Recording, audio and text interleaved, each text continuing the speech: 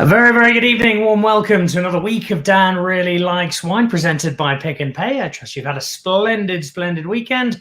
Mine, as you may well have seen from our tasting last Thursday, was largely spent at the reopening of the Table Bay, which included a glorious evening on Saturday, which you'll see on Dan Really Likes Wine next week. We had a wine dinner with Peter Ferreira from Graham Beck, with Monet Frey from De La Graaf, and with Mark Leroux from Waterford, and tasted some of their wine, which was paired with not just food, but also the music of PJ Powers. And on top of that, the music of our new Miss South Africa, Shudufadzo Musida, who turns out has got a cracking voice and did a couple of duets with PJ. It was a magical evening with some terrific, terrific wine and a great night out for Dan Really Likes Wine, which has been followed by a great week. We've got lots to look forward to this week. I think tomorrow we'll be putting up the piece I did over the weekend with the adventurer Rian Manser, talking about some of the wine he's had around the world and what suits his palate. Great story about some wine illegally smuggled onto a train in Egypt,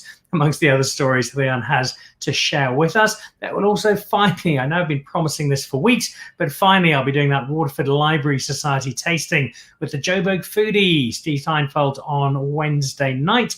And on Thursday, I'll be in the company of not just Klein Constantia, but also Maylie Lambert, the globally acclaimed wine writer, as we talk through some new releases from Klein Constantia, including the famed Van der Constant. So a busy week of drinking wine and celebrating it. And we kick it off with two estates who'll be well known to you if you watch the show regularly. They've both been on the show this year, and they both have brand new releases.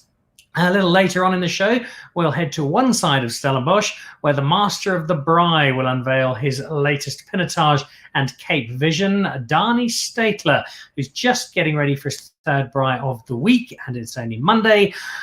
But before we get over to Danie and Kaapzicht, we head to the other side of Stellenbosch and to Keermont, where we meet some new releases from the estate that look and indeed sound remarkably similar, because not only are they both from Keermont, but they are both Syrahs and they are both 2016, and yet somehow they are different. How are they different?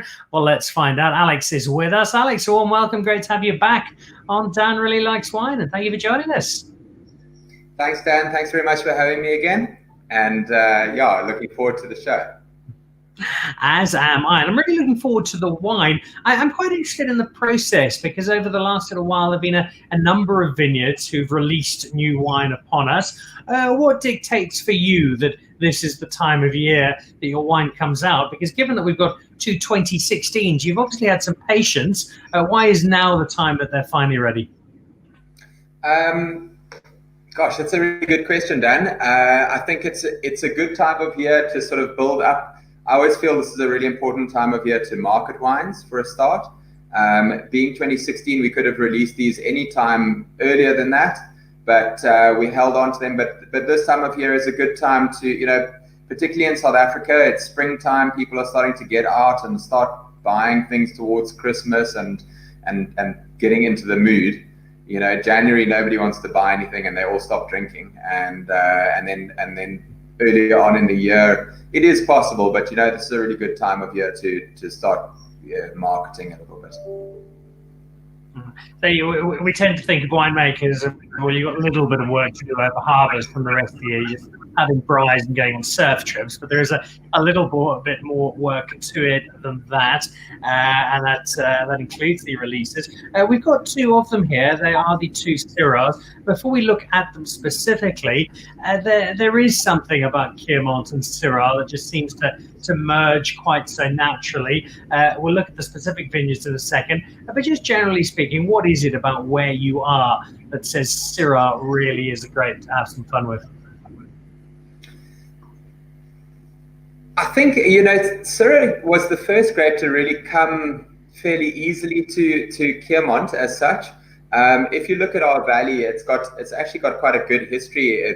One of the very first Syrahs, if not the first Syrah in South Africa, was made at Stellenzicht by Andre van Rensburg. I think that was the first South African Shiraz to be called a Syrah.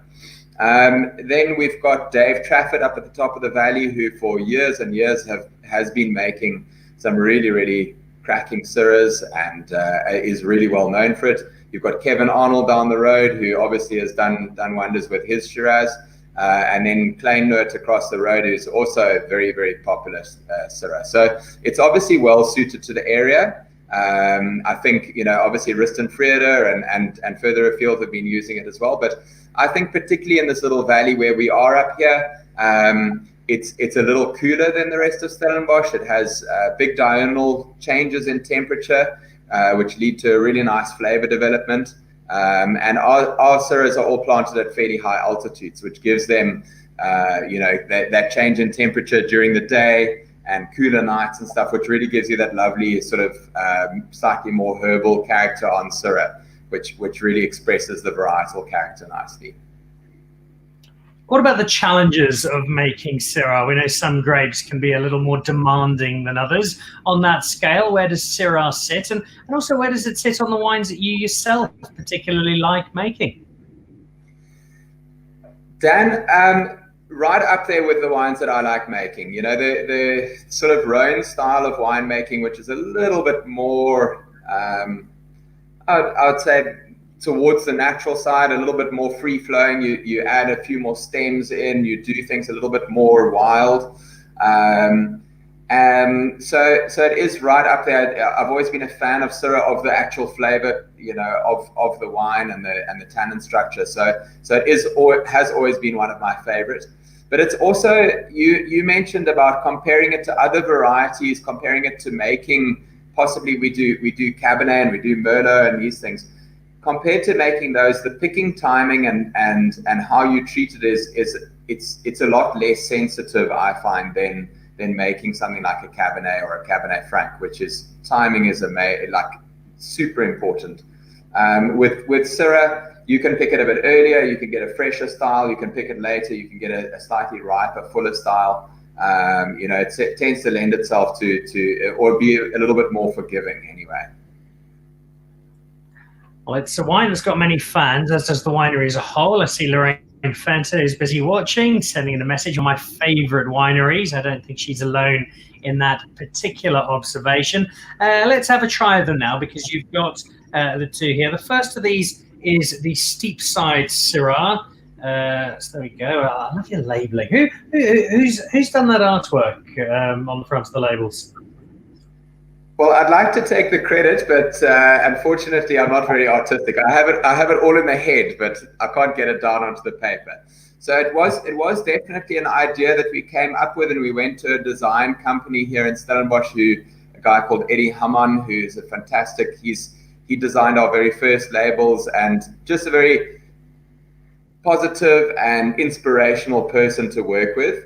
I've always really enjoyed our meetings with him and that sort of thing. So so we went to them with the idea and sort of what we had in mind, and they're the professionals. They really get it right. They're a very good company with that.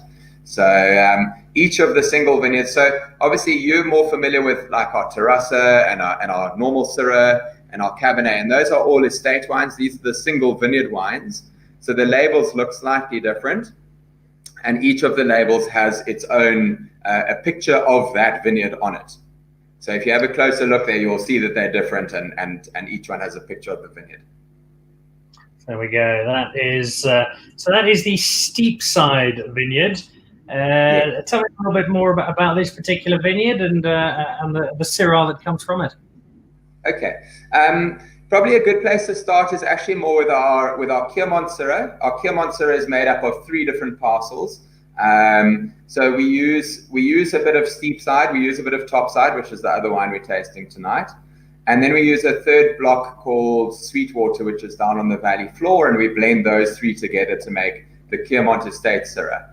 And we've been doing that since 2009, and we in about, I think it was 2012, we had a look at the vineyards, and we really felt like 2 of the vineyards were giving us something quite different, quite unique, and of a very, very high quality every year. And every year their wines tasted the same sort of character coming out of the same vineyard. And we really wanted to show that to people. So with these wines that we're tasting tonight, the idea was just to bottle a couple of barrels. The rest of it still goes into the Keermont Syrah, but just to bottle a couple of barrels and show people these different characters that we get from two different vineyards, farmed the same, similar age, similar clones on the same farm. The wine is made the same, and yet because the vineyards have different terroir, they give you a very different style of wine. So that was the point.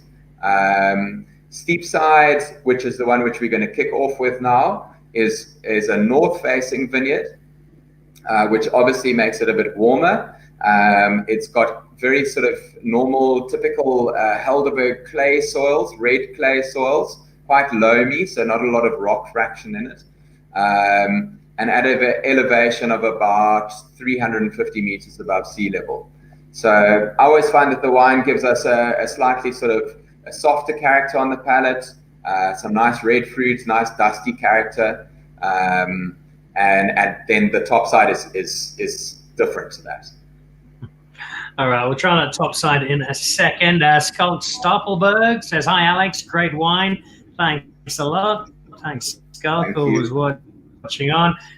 Mr. Harlow, another of our regulars. Great wines from Keermont. I'm still holding on to my 2014s. Definitely made in their own style where they can hold their own. They most certainly can. Introduce us, giving us a bit of background to the terroir. Introduce us to the wine in particular, and what for you really stands out with this, Alex. So yeah, so like I said, it's I find it generally when we compare the two wines, I find this the softer of the two normally. It's got a lovely sort of soft tannin to it, really nice dustiness about the fruit, and then obviously your typical Syrah characters of that sort of spicy herbal notes on the nose, and then tannin structure wise, it's fairly gentle compared to this area around here. You can get some seriously full-bodied wines, and our approach has always been to make them try to make them a little bit more gentle, and not too overbearing. So this vintage 2016 resulted in wines of that sort of style, slightly lighter in terms of color and body, but I really like that. I prefer that in our wines. There's a lovely softness to it. You touched on vintage there. We always talk about 15 being such a great year for red wine in Stellenbosch, and 17 seems to be catching up quite quickly. What about that year in between? You kind of forget about it almost sometimes because 15 and 17 are so celebrated. What was 16 like? 16 was tough. It was a really tough year for us here. We felt the effect of the drought that was ongoing at the time, and possibly is still ongoing, I'm not sure. But we really did feel the effects of that in that vintage, where we had quite sort of a lack of growth on the vineyards, where they really didn't grow a lot because there wasn't a lot of water around, low yields, and quite tough on the vineyards. But it's funny, I have found that I prefer a lot of our wines from tougher vintages than from the so-called great vintages. I feel in the great vintages, you really have to work quite hard to mess it up. In the tough vintages, you've got to work hard to get the wine into a good position, and or the vineyards into a good position, and then make wine from that. So I'm really happy with these 2016 single vineyard releases, and we've obviously had the estate wines come out of the vintage, and for a tough vintage, they really look nice, I think. Well, we're definitely one from one with the two Syrahs out of 16. Let's move on to the second of them, and this is the top side. And you have explained the difference a little bit. Just to elaborate a touch more on these two and the different styles we have reflected. Yeah, so the comparison, is really in the terroir. This one, Keermont is in a valley outside of Stellenbosch. We go up. We've got the Helderberg on one side of the farm, and then the Stellenbosch mountain on the other side of the farm. So the Helderberg part sort of faces north, and the Stellenbosch mountains faces west. So the sun rises behind that mountain, so it doesn't get any early morning sun. It only gets sun sort of mid-morning. And then really the intense sun is in the late afternoon when the sun's setting on the other side of the farm. So that's the first real difference in the terroir between the wines. It's much more rocky, It doesn't have any irrigation up there, so the vine's probably working a little bit harder to try and retrieve a bit of moisture out of that soil. And then a little bit more elevated as well, so up at about 400 meters above sea level, so slightly cooler. And I always find that results in a wine which has a higher acidity, a little bit more concentration to it. You'll feel on the palate, there's a little bit more weight, a bit more tannin there, and some sort of darker fruit characters compared to the steep side. And that's exactly the point in why we make the two wines, is to show people, that contrast in the terroir. It's fascinating that there is such an appreciable difference between the two of them. Geographically, how far apart are these two vineyards? Sure. As the crow flies, gosh, probably 1 kilometer max, no less. But very different sort of situations on the farm. Yeah, it's amazing how those differences produce such contrasting wine. A question in from one of our very entry-level wine drinkers, Derek Kilpin, who's dialing in. Is that Zoom wallpaper in the background, or is Alex back from J Bay? I believe you have just been up on a little holiday, Alex. Yeah, I had quite a lucky offer from a friend who they've got an aunt with a house right on Supertube's beach, and 2 weeks ago they called up. It's my wife's best friend. She called up my wife and said they've had a cancellation. Would we like to go up for a week to Jeffreys Bay? And I've never stayed in Jeffreys before. It's always been sort of part of my bucket list. And I obviously jumped at the offer. It was there was no hesitation whatsoever. So yeah, we've just come back from a week up there. It was absolutely lovely. Where is the greater reward for you? Catching that perfect wave or nailing that perfect vintage? Sure, Dan, you're pushing me there. I would say, look, surfing is like there's a lot of instant gratification there. You take off and off you go down this wave, and you're locked into it, and that's all that's on your mind. That's all that you're focusing on. And it takes all of the stresses and all of your work worries and whatever other worries away from you.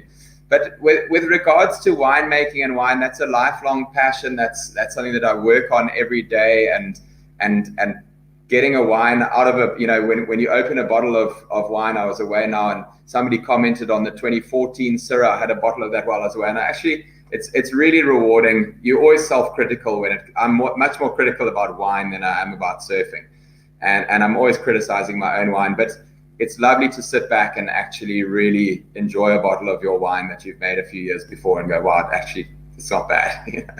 So I think that the perfect wave still pips the perfect wine for me, though. One of many of our winemakers. He could have made it as a professional surfer, but instead decided to make some wine. If you look at where Keermont is now, it's been such a strange and challenging year for everybody. Are you feeling that you're getting back on your feet, that the wine's starting to sell again, and that there's a little bit of a normal world returning? Yeah, Dan, I think it has been a crazy year. From a Keermont perspective, we've really had a really positive trajectory over the last few years. So we worked pretty hard grinding it out for a number of years before we started getting this sort of positive spin. And we've taken a little bit of a dip this year. It's been a bit tough, but I think like everybody, you've got to look around, and there are people that have really suffered this year. We've been okay. There are a lot of people in a lot worse positions than us winemakers or us wine producers. We are very fortunate in that part of our policy is to sit on wines for a few years before we release them. And so we don't really feel that immediate effect. I think some guys who need that cash flow to need to release straight away, I think maybe they've felt it a bit more. But I get the feeling like people have really got into their wines a lot this year. They're really, like, something that I noticed during lockdown was people were drinking their wine collection because they didn't have an option, and and that drew their attention to these wonderful vintages and maturing wines, and the wine which they were keeping for a special occasion, they now had to drink, and really realized how nice that wine was. So I think it's for where we're sitting in our part of the industry, it hasn't been as catastrophic as it has been for many other people in our industry. Fair comment, and I'm glad that that's the case, certainly for you. And hoping that other people start moving back into that space. One last question that's come through is again from Derek Kilpin. I don't quite understand it. They said, would the J-Bay property be a good place to celebrate an engagement?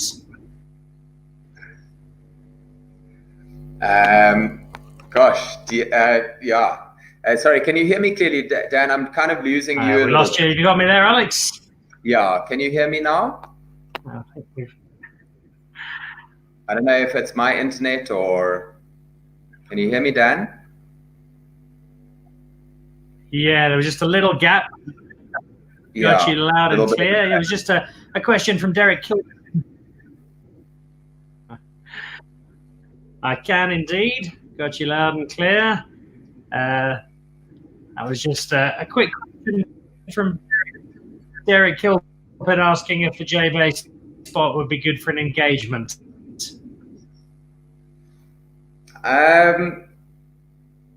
Yeah, I guess it would. I'm not too sure if there's a hidden message in there somewhere. I could think of better. I could think of better places. I think we might have lost Alex there for just a moment.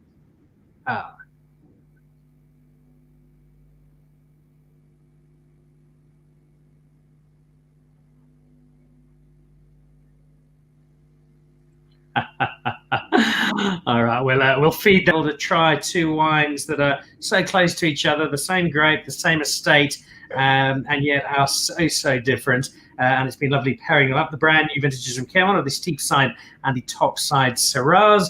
The differences are subtle, but they're certainly appreciable. And they are a wonderful reflection on the terroir of two very, very different single vineyards. So big thank you to Alex from Keermont, and our apologies there for the sound at the end, which was a little less than ideal, but we look forward to seeing Alex back on the show. Alex, farewell, and we will head to the other side now of Stellenbosch and to Mr. Danie Steytler, the king of the Braai, who's got two of his new releases here. I think he's also just back from holiday. Danie, a very good evening. Welcome back to the show. Thanks, Dan. Always nice to be with you. Glad you're not sick of me yet, but yeah, lucky to see you again. Talk me through the holiday. Where were you, and how many braais did you have? I think I knocked off about 12 braais in 7 days, so it was a nice time. We also went up the coast, visited a mate from Res, Dominic van Schouwen.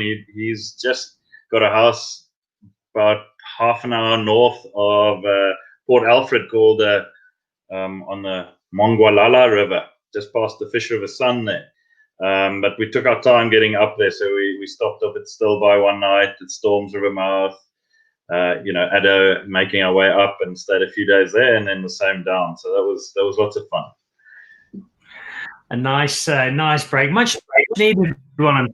A challenging year for us all, but you've still managed to get some new wine out to us, and I'm looking forward to trying this. It sits within what seems to me to be a broadening of the Kaapzicht offering, some slightly different packaging, a lot cleaner, a lot more streamlined, big, heavy bottles. Are these relatively new additions to what Kaapzicht does offer? No, not really. The Steytler wines, the first Steytlers my father made back in '99. So they've been around, 21 odd years, but the packaging did change in 2015. I couldn't quite understand that our, normal bin 3 was in the same bottle at 50 Rand as the Steytler at 250 Rand or 300 Rand back then. And I worked a few years abroad, and one of the thing I used to work in this wine shop in Scotland called the Great Grog, and every week on a Friday I would get my pay, but then I'd give it straight back to the boss and take all these heavyweight wrapped bottles home because I thought that was like these presents that just needed to be opened and drunk. So when finally my family trusted me enough to change the packaging, that's what I wanted to do, to put something in a packaging that looks special, feels special, gives you the whole feeling when you wrap it open. There's also a little bit of extra information on the inside of the wrapper, so it has a dual purpose of not only looking good but also giving you some more insider information on the wines. So it is slicker, but it's there because it's our flagship. So.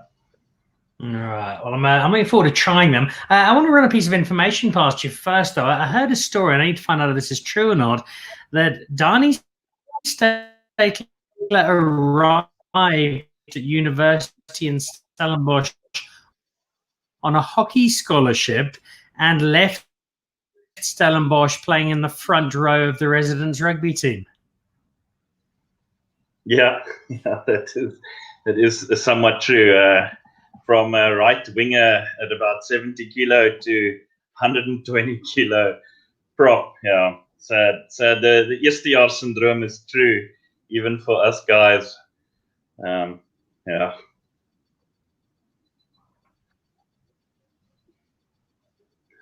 Shit, man, I can't hear Dan at all.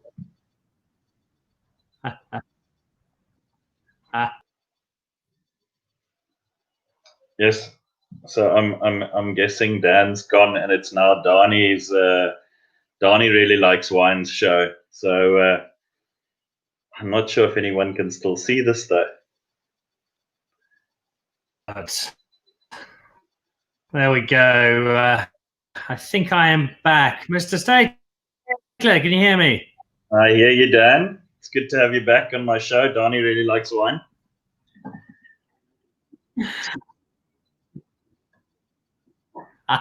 You're gonna go.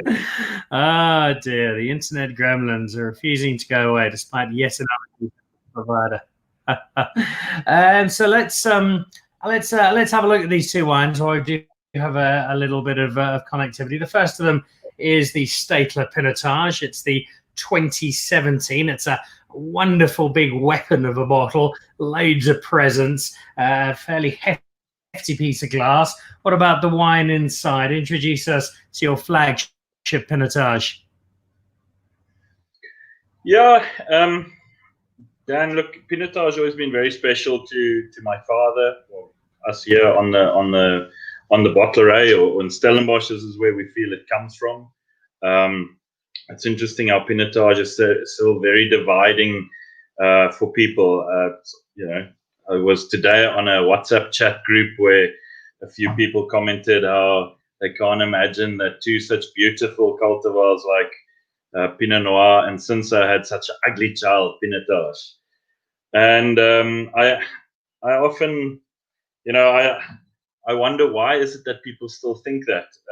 We've been trying really hard, not only us here at Kaapzicht, but lots of people in the wine industry, to make Pinotage as good as it is, or as good as it potentially can be. Sometimes that means being slightly lighter and more elegant and balanced, which we're experimenting with every year. But unlike gin or beer, you only have one shot at it. So we pick the grapes.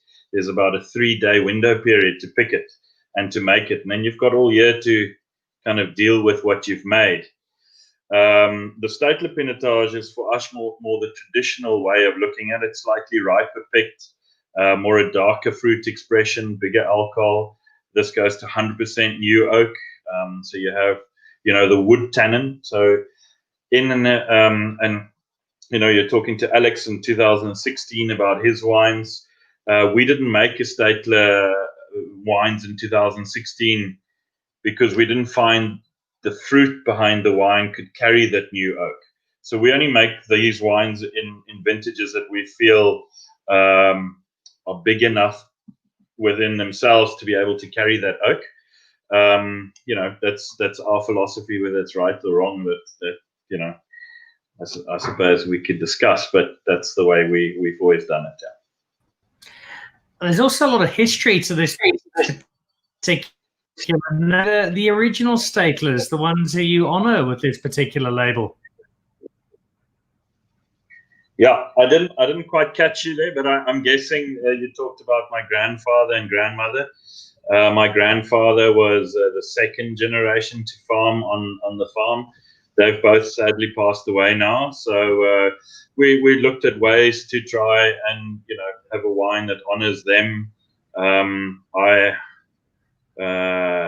We need to think of ways of honoring the generations that came before us and laid the way for us to work. My dad's still around, but he farmed here for 40 years. He's retired now. But yeah, we'll have to make a Danie Steytler senior wine for him as well some other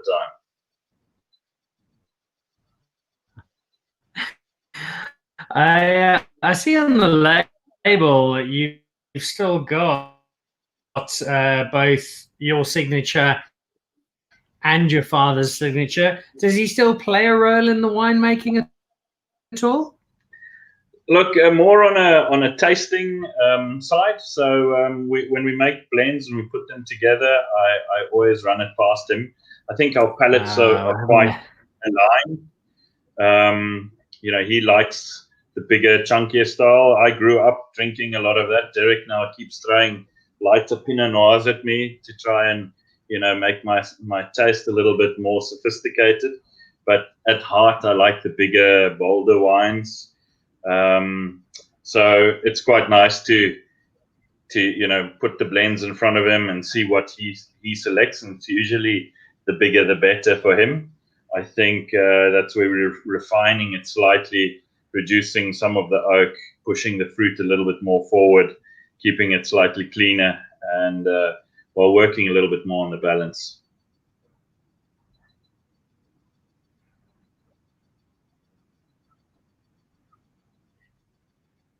You're still there?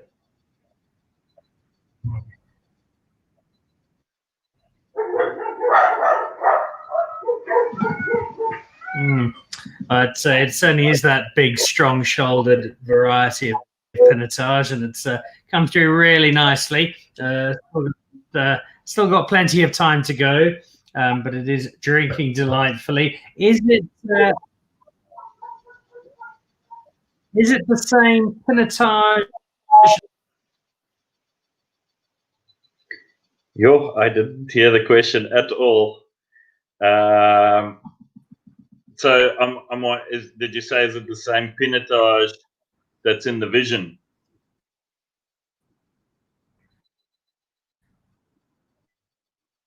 Correct.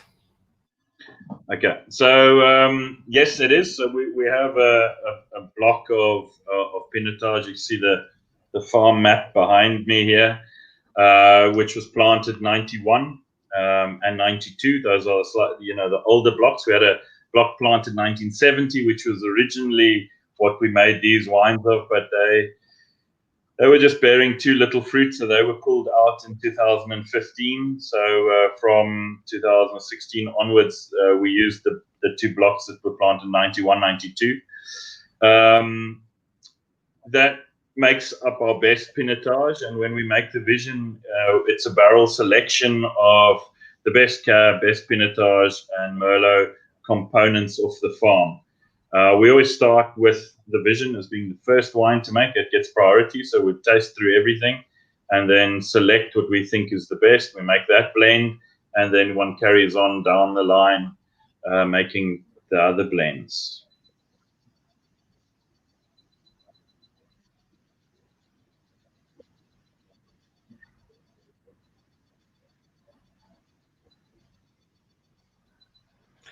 Being a Cape blend, it is obviously Pinotage led. What else sits in this particular wine? So the Cape blend, or the Pinotage Association, changed the rules in 2019. Before that, it was Pinotage had to make up between 70 and 30% of the blend, and you could have 2, 3, 5, 10 cultivars as long as the Pinotage portion was between 30 and 70%.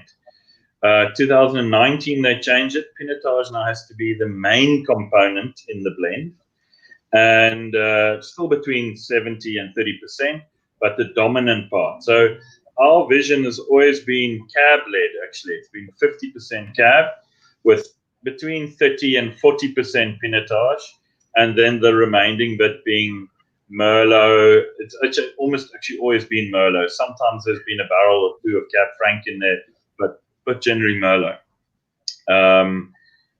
The one that you're having now is again, I think 50% Cab, 35 Pinotage, and 15 Merlot.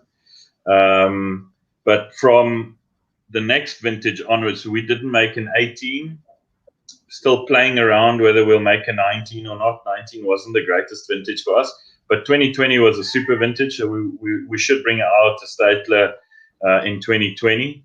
And if we do, then Pinotage will have to be the 50% with lesser amounts of, or at least 45% with 44% cab would be the only way to make it going forward to still be a Cape blend.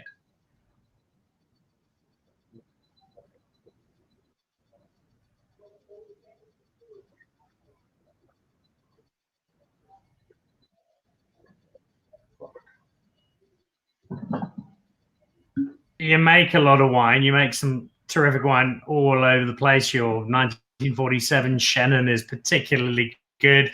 What's Danie's favorite wine? Shoo. That's not possible to answer. So I really like drinking and eating. I think that's Alex likes to surf. I like to eat and drink. So it's not an easy question. I would say my mind changes every day. Today it was 30 degrees here in Stellenbosch, pretty warm. So I'd be going for something lighter, or white, or something to cool me down. But if it's cold, it would be something bigger and richer and riper. I definitely like that style. I'll go cultivar wise. On the white side, I love Chenin. I think it's something. Again, which is unique to not unique to South Africa, but which we're doing very well. And I'd like to really take Chenin in the next 20 years to be able to say it'd be great to be seen as one of the better Chenin producers in this country, and therefore hopefully in the world. I love Rieslings as well, but I do love all booze actually. On reds, Cab is probably my favorite. But yes, I love Alex's Shirazes. They're right up there with some of my favorite.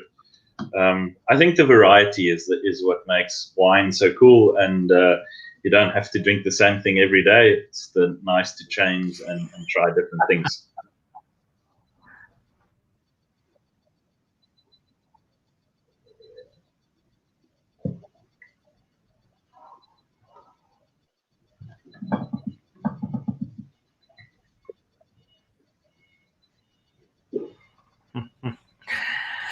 You've also you mentioned a little earlier that we've got the packaging. I've kept the packaging, so this is the inside, and I don't think I've seen anybody else do this before, Danie. It's the map of the estate, all of your different grapes, both just how comprehensive the wine growing process is at Kaapzicht, but also gives us just a really nice feel for the place.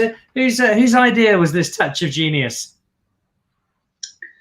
Yeah, I'm going to claim that as my own. It came about because we do tastings quite often for other winemakers. Alex and myself are both in a tasting group.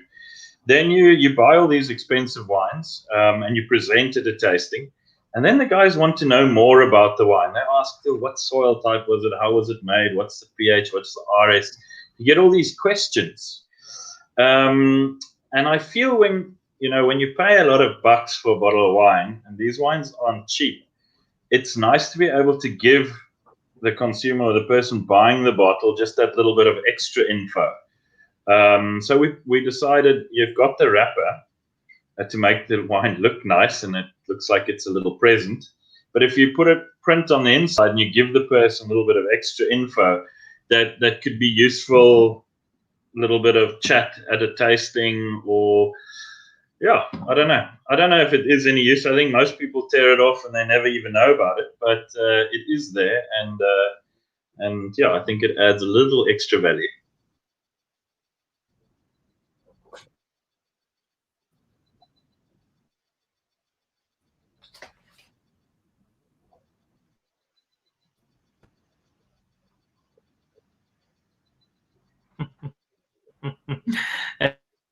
It's a really cool touch. I love it, and it's given me more of a picture of Kaapzicht, a little bit more out of it. You've got a lot of fans going here, Danie. Charmaine Walters quoting your "I love all booze" line, and saying she laughed out loud. Derek Kilpin says, "Yes, Charmaine, quote of the show so far." And my mum Helen over in Northern Ireland, I see that hasn't changed at all. Almost at the end of the year, what's left to wrap up 2020 with, Danie? Well, vineyard wise, we're busy putting the third spray down now. It's actually been relatively cool here in the Cape, so the growth is slightly slower than what we would normally expect for this time of the year. It looks like a good crop, or what we can see for 2021. In the cellar, we've got a bit of racking to do still, clearing out the cellar or making space for the harvest to come. So we've got a rack 19 barrels out and return, the better ones back to barrel, and the say cheaper wines, get those blends up and get them bottled.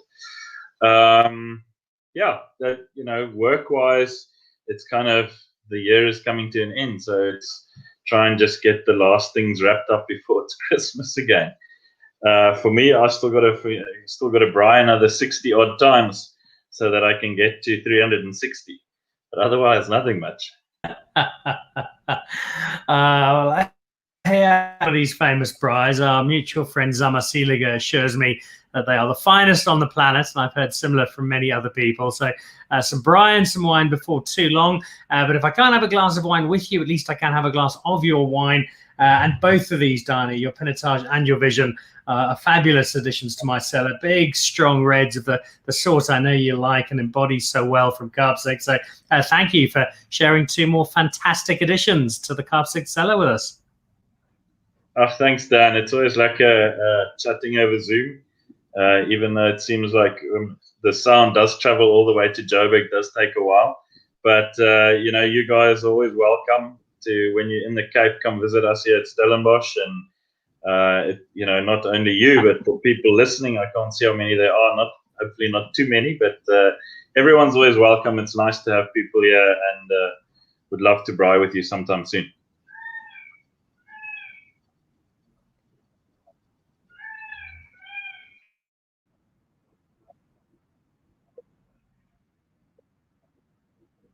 So there we go. You will see that is Danie's phone number up on screen at the moment, and he'd love to have you and your family come and stay with him for as long as you like. Bring all your friends and family and drop in. In all seriousness, no, it is a great spot to add to your wine tasting route and to go and visit an estate that's making some lovely wine in so many different styles and from so many different varietals, and just two more examples thereof this evening.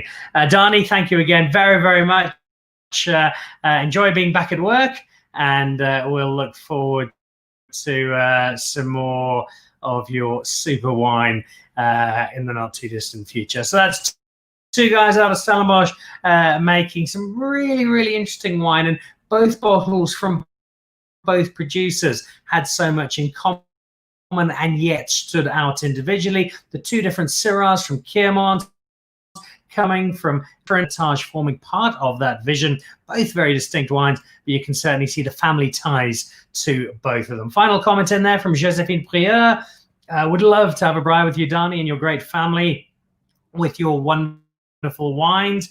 Josephine, I've got no doubt Danie would join the Pick and Pay Wine Club. There's some terrific wine as part of that wine club this month and next next month, and some wonderful Christmas specials on the horizon as well. And if you aren't a member, you just send your Smart Shopper number to 36775, absolutely free of charge.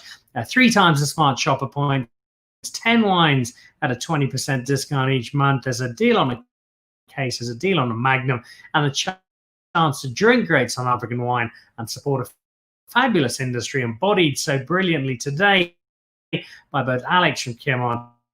But we'll look forward to plenty more. Look out tomorrow, my interview with Rian Mansa, not about adventuring, but instead about the adventures in wine that he has had around the world. On Wednesday, I will be catching up with the Joburg Foodie on Instagram as we do a tasting of some of the Waterford Society wines. And then on Thursday, we are with Claim Constantia and with wine writer Meili Lambert to taste a range of Sauvignon Blanc and the latest Van de Constance. Loads on Thursday, 5 o'clock, Instagram Wednesday, and our recorded show up tomorrow. Have a great week. Take care.